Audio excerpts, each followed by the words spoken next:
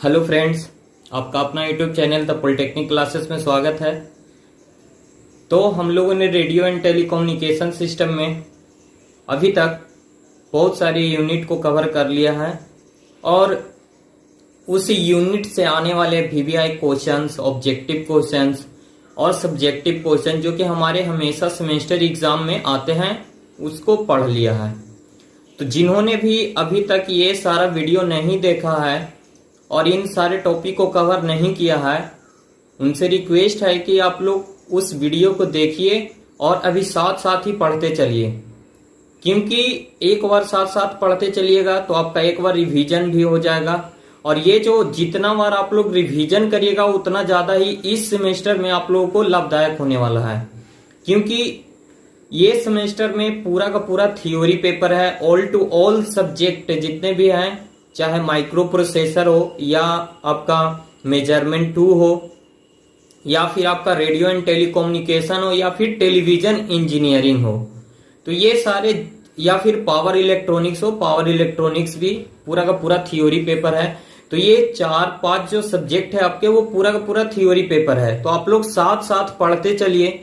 आपको जो भी ये वीडियो के माध्यम से आप लोग को प्रोवाइड किया जा रहा है यूट्यूब चैनल पे, ये ज्यादा टाइम तो का रहता नहीं है, ज्यादा से ज्यादा 20 मिनट 25 मिनट का डेली 1-2 वीडियो आप लोग को मिलता है।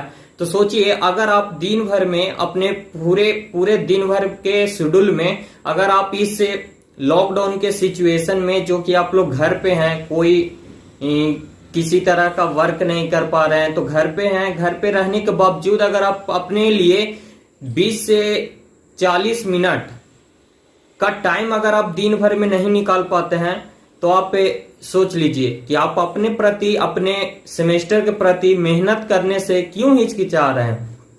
आप अपना क्या कीजिए कि कम से कम वीडियो आता है तो आप लोग 20 मिनट 21 मिनट टाइम लगा करके वीडियो को पूरा देखा कीजिए, क्योंकि आप लोगों को मैं बता दूं कि जो आप लोगों को पीडीएफ मिलता है, उस पीडीएफ में जो टॉपिक रहता है वो तो रहता ही है। जब मैं पढ़ाने के दौरान पढ़ाता हूं तो भी आप लोग को वो सब चीज बता पाता हूं जो कि आप लोग को सेमेस्टर एग्जाम में जो आपका आता है वो मैं वीडियो में ही बताता हूं। आपके पीडीएफ में तो वो चीज लिखा हुआ नहीं है। तो आप लोग को वीडियो पूरा देखना चाहिए और अच्छे तरीके से देखना चाहिए। और मैं आप लोग को बार बार कहता हूं कि अगर आप लोग को वीडियो में किसी भी तरह का कोई प्रॉब्लम हो तो आप लोग बताया कीजिए, कमेंट के माध्यम से बताइए या फिर व्हाट्सएप ग्रुप में बताइए, या फिर आप लोग का टेलीग्राम पे भी डिस्कशन ग्रुप है, वहां पे भी आप लोग डिस्कस कर सकते हैं। तो उसमें आप लोग को बताना चाहिए, जबकि आप लोग कोई डिस्कशन नहीं होता। हाँ, कुछ स्टूडेंट हैं जो कि हमेशा हर एक टॉपिक पे कुछ न कुछ टॉपिक पे पूछा करते रहते हैं, पूछते रहते हैं। उनको मैं बहुत बहुत धन्यवाद देता हूं कि आप लोग इतनी मेहनत कर रहे हैं। आप लोग को इस मेहनत का फल जरूर मिलेगा और बहुत जल्द मिलेगा। तो आप लोग इसी तरह से लगातार मेहनत करते रहिए और बने रहिए द पॉलिटेक्निक क्लासेस के साथ। तो चलिए आइए हम लोग देखते हैं रेडियो एंड टेलीकम्युनिकेशन सिस्टम में अभी तक हम लोगों ने क्या क्या पढ़ा है। तो सबसे पहले हम लोगों ने फर्स्ट यूनिट में पढ़ा था कम्युनिकेशन सिस्टम के बारे में। जो हमारा बेसिक कम्युनिकेशन सिस्टम था उसका ब्लॉक डायग्राम हम लोगों ने पढ़ा। फिर उसमें हम लोग सुपर हेटेरोडाइन प्रिंसिपल के बारे में पढ़े और फिर उसमें हम लोगों ने पढ़ा आपका मिक्सर के बारे में हम लोगों ने जाना। उसके बाद हम लोगों ने रेडियो ट्रांसमीटर पढ़ा।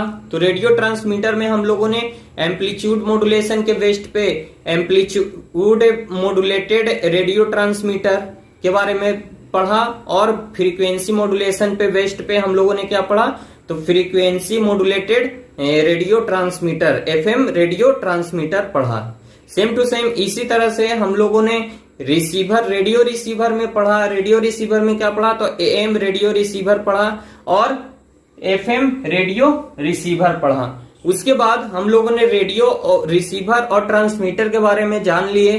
तो बीच में जो हमारा जो क्या हो रहा था प्रोसेस, रेडियो ट्रांसमीटर और रिसीवर एक दूसरे से कनेक्ट हो पा रहे थे। वो किस प्रोसेस के द्वारा कनेक्ट हो पा रहे थे, तो वेव प्रोपोगेशन की मदद से कनेक्ट हो पा रहे थे। तो हम लोगों ने वेव प्रोपोगेशन में पढ़ा, क्या क्या पढ़ा इसमें, तो स्काई वेव प्रोपोगेशन, फिर आपका space wave propagation, ground wave propagation, इसी में हम लोगों ने ट्रोपो स्कैटरिंग प्रोपगेशन के बारे में जाना। उसके बाद आइनोस्फीयर के लेयर के बारे में जाना कि जो हमारा DEF लेयर था वो किस तरह से वर्क करता है और उसके प्रॉपर्टी क्या क्या होते हैं। फिर इसमें हम लोगों ने मोस्ट इंपॉर्टेंट इक्वेशंस जैसे virtual height, skip distance, MUF maximum usable frequency, critical frequency, इन सभी के बारे में पढ़ा जो कि हमारे सेमेस्टर एग्जाम के पॉइंट ऑफ व्यू से बहुत ही इंपॉर्टेंट टर्म है। और उससे आने वाले ऑब्जेक्टिव के बारे में भी हम लोग वीडियो में हमेशा देखते हैं कि पढ़ाते समय मैं बताते रहता हूं कि ये आपका आ जाता है, क्वेश्चंस के रूप में आता है। तो ये सब आप लोगों ने जाना। उसके बाद हम लोगों ने रडार सिस्टम में जो 6 सेमेस्टर का जो आपका प्ले लिस्ट है एडवांस कम्युनिकेशन सिस्टम में, वहां पे आप लोगों को रडार सिस्टम और सैटेलाइट कम्युनिकेशन से रिलेटेड जितने भी वीडियो हैं वहां पे आपको मौजूद हैं, तो आप लोग वहां से जाकर के देख लीजिएगा। तो हम लोगों ने रडार सिस्टम में भी बहुत सारे रडार के बारे में जाना। रडार के प्रॉपर्टी, डुप्लेक्सर हो गया, कैसे वर्क करता है डुप्लेक्सर। फिर रडार में हम लोगों ने डॉपलर इफेक्ट के बारे में जाना। उसके बाद हम लोगों ने CW रडार के बारे में जाना, पल्स रडार के बारे में जाना, रडार बीकॉन्स के बारे में जाना, रडार एप्लीकेशंस के बारे में जाना और उसके साथ साथ रडार इक्वेशन के बारे में जाना। तो इसमें भी हम लोगों ने बहुत सारे कवर किए टॉपिक को। तो वो यहाँ से जो भी इंपॉर्टेंट क्वेश्चंस वगैरह ये सब आते थे उन सभी को हम लोगों ने डील किया इस वाले यूनिट में। उसके बाद सैटेलाइट कम्युनिकेशन में भी हम लोगों ने देखा basic element of satellite communication जाना। फिर सैटेलाइट के टाइप, एक्टिव सैटेलाइट और पैसिव सैटेलाइट के बारे में जाने।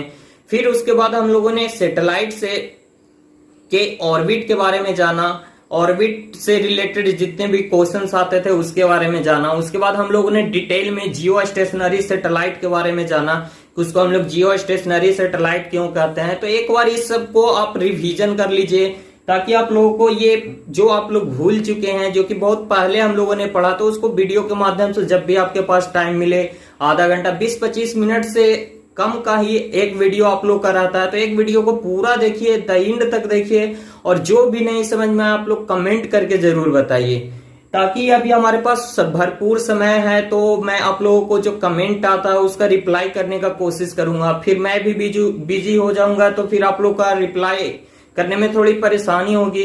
तो अभी हमारे पास टाइम है। आप लोगों से मेरा यही अनुरोध है कि आप लोग वीडियो देखिए और जो भी अभी कंफ्यूजन, हर एक यूनिट में जो भी कंफ्यूजन है उसको बताइए, ताकि मेरे पास जो समय है उसका मैं आपको यूज करके आपको सही से सही दे पाऊं। क्योंकि मैं बाद में बिजी हो जाऊंगा तो फिर आप लोग क्वेश्चन करिएगा तो मैं जवाब दे नहीं पाऊंगा। तो आप लोगों से ये अनुरोध है कि ये सारे जो भी हो गए हैं, चाहे ये टेलीकम्युनिकेशन हो या फिर टेलीविजन इंजीनियरिंग हो, तो टेलीविजन इंजीनियरिंग में हम लोगों ने 4-4 यूनिट पढ़ लिया। तो वहां से भी आप लोग को अगर कोई दिक्कत है, परेशानी है, तो उसको आप लोग बताएं हम, ताकि मैं उस कंफ्यूजन को दूर कर पाऊं। क्योंकि फिर टाइम नहीं मिलेगा तो मैं बता नहीं पाऊंगा। अभी मेरे पास टाइम है अभी, इसलिए आप लोगों से अनुरोध है कि ये जो 3 से 4 दिन का टाइम है उस दौरान आप लोग जो भी कंफ्यूजन है वो आप बता दीजिए, क्योंकि उसके बाद मेरे पास टाइम का थोड़ा सा कमी हो जाएगा, क्योंकि मैं भी कुछ करने बिजी हो जाऊंगा, कुछ काम में बिजी हो जाऊंगा। तो चलिए आइए हम लोग रेडियो एंड टेलीकम्युनिकेशन के एक नए यूनिट का आज हम लोग आरंभ करेंगे। तो ये जो हमारा यूनिट है वो क्या है, यूनिट नंबर 4। हम लोगों ने वेव प्रोपगेशन अभी अभी समाप्त किया है। तो ये यूनिट नंबर 4 क्या है, तो एंटीना। जो हमारा एंटीना होता था, ट्रांसमिटिंग एंटीना और रिसीविंग एंटीना, वो किस तरह से वर्क करता था उसके बारे में हम लोग जानेंगे। तो इसमें सबसे पहले एंटीना का हम लोगों ने इंट्रोडक्शन पढ़ेंगे कि एंटीना क्या है, ये कैसे वर्क करता है, ये इसमें क्या क्या प्रॉपर्टी होती है, इसके प्रॉपर्टी के बारे में, जैसे radiation intensity, directivity, gain, field pattern, phase pattern, इसके बारे में जानेंगे। फिर इससे रिलेटेड कुछ इक्वेशंस है जिसपे हम लोग का न्यूमेरिकल आता है सेमेस्टर एग्जाम में, इसके बारे में जानेंगे। और फिर उसके बाद अलग अलग टाइप के एंटीना के प्रॉपर्टी, उसका वर्किंग प्रोसेस और उसका कंस्ट्रक्शन और उसके एप्लीकेशंस के बारे में जानेंगे, जैसे helical antenna, biconical antenna, horn antenna, lens antenna, long wire antenna और यागी एंटीना। तो ये सारे टर्म के बारे में हम लोग जानेंगे, ठीक है। तो चलिए ये हम लोग एंटीना का आज बेसिक स्टार्ट करते हैं कि एंटीना क्या है, उसके इंट्रोडक्शन के बारे में जानते हैं। तो आप लोगों को जो मैंने बताया कि आप लोगों को जो भी यूनिट में जो भी प्रॉब्लम है वो जरूर बताइए, क्योंकि अभी मेरे पास टाइम है, मैं उसका जवाब दे पाऊंगा।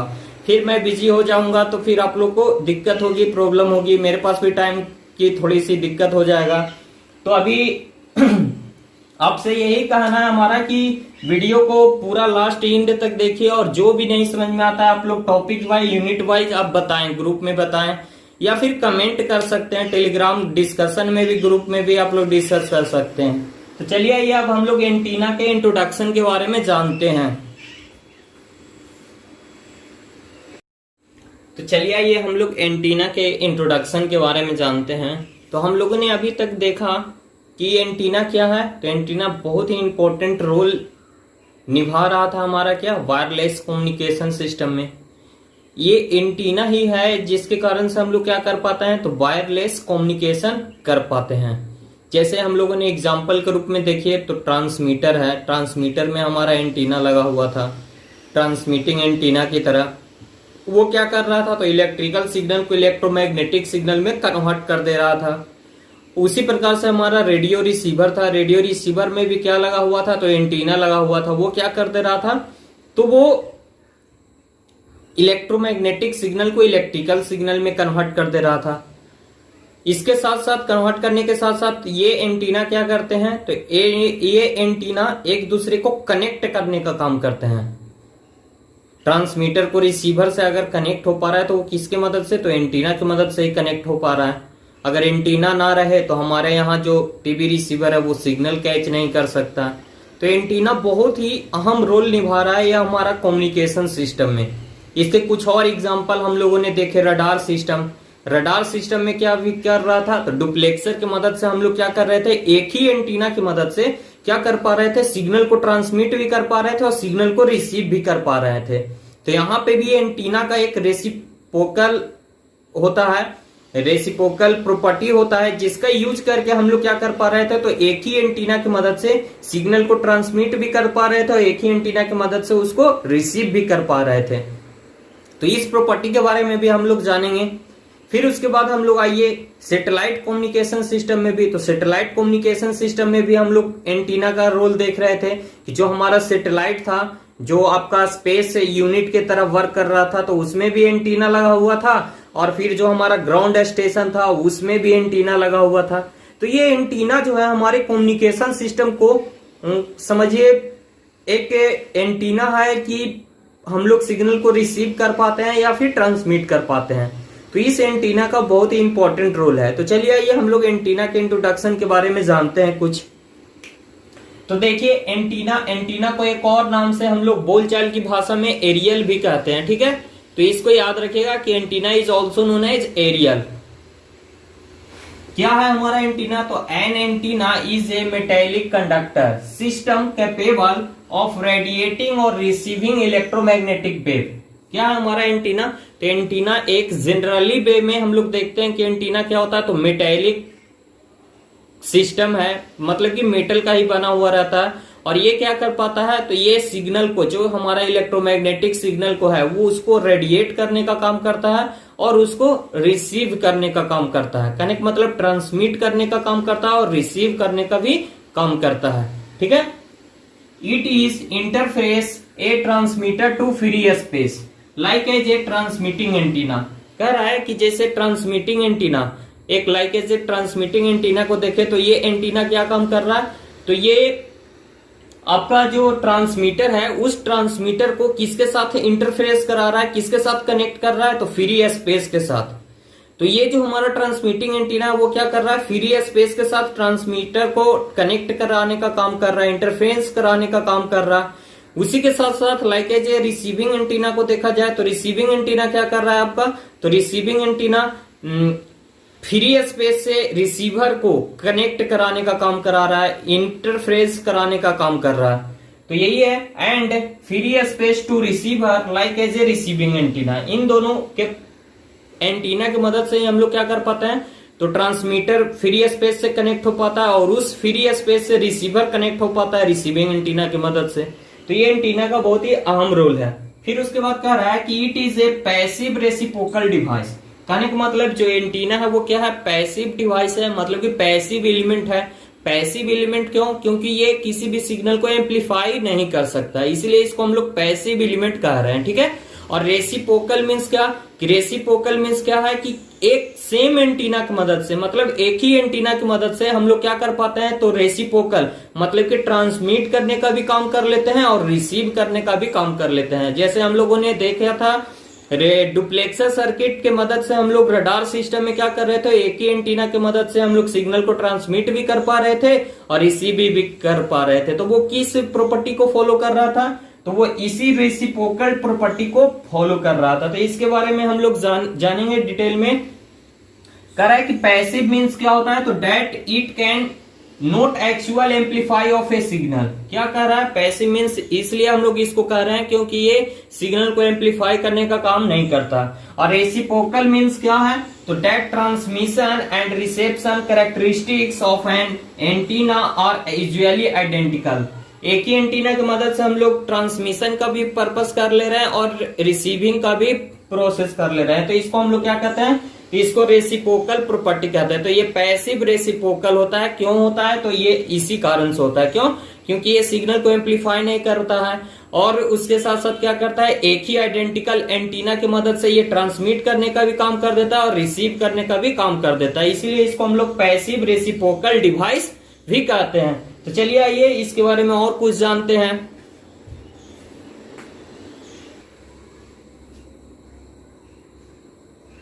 चलिए आइए और इसके प्रॉपर्टी के बारे में जाने, एंटीना के बारे में। तो एंटीना क्या है, मेनली रूप से ये दो प्लेन में क्या होता है, रेडिएशन होता है। मतलब कि एंटीना का रेडिएशन दो प्लेन में होता है, एक के वर्टिकल प्लेन और एक हॉरिजॉन्टल प्लेन।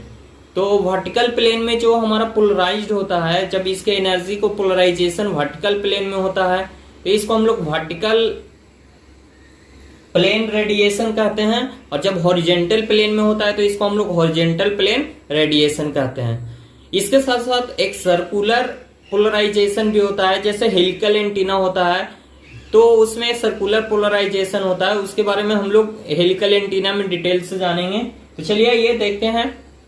तो क्या है, antenna radiates energy in two plane, namely vertical plane और हॉरिजॉन्टल प्लेन।